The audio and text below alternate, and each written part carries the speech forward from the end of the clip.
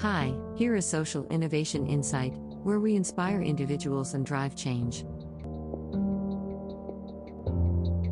Inflation rate in 2022. The inflation index is designed to measure the price increases associated with a number of daily goods, including bread, milk, fresh vegetables, meat, rice, cereal, pasta, and other household items. In 2022, inflation has hit a record high over the past 4 decades, and at the fastest pace since 1982, in both developing and developed countries. High inflation is due to the slow economic growth after the COVID-19 disturbance, as well as the impact of Russia's invasion of Ukraine. Globally, inflation is predicted to be worse in developing economies, where price increases are projected to reach 8.7% on average over the course of this year. Among them are Venezuela, Sudan, Zimbabwe, Turkey, Yemen, Argentina, and elsewhere. In developed nations, this number was put at 5.7% by the IMF, followed by 6.2% in the United States and 3.6% in the EU. Inflation and poverty line. Inevitably, with the price increase of daily goods, low-income families have to spend more of their income to stay at the same standard as they were, otherwise, they have to cut off their daily usage to save some money but a lower quality of life. In 2017, there were 700 million people living in extreme poverty with less than $2.15 a day globally, up from the previous poverty line of $1.90. According to the UN, 71 million more people have fallen into poverty because of spiking food and energy prices, and the rate of poverty is rising as quickly as the inflation rate.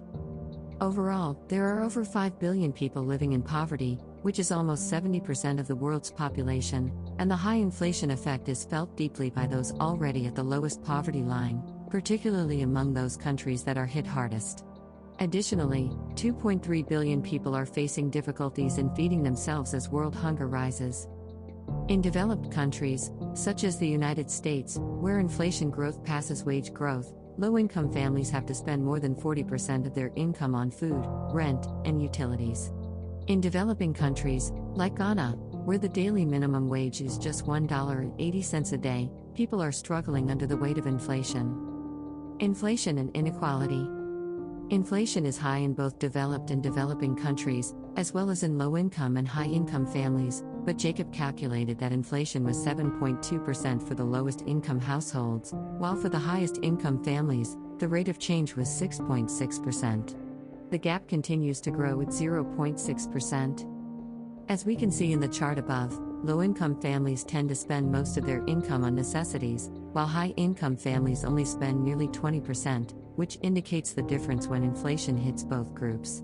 This gap is expected to grow with the recession and economic uncertainty, and was higher at 1% during the recession of 2008 to 2009. What next?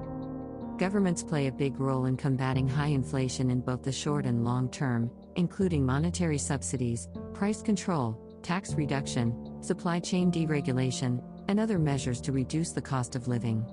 History always repeats itself, and we should learn from those lessons and make better decisions as a whole and individually.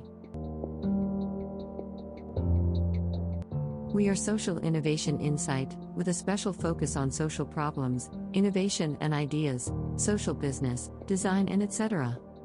If you are interested in any of those topics, please contact us. Have a nice day.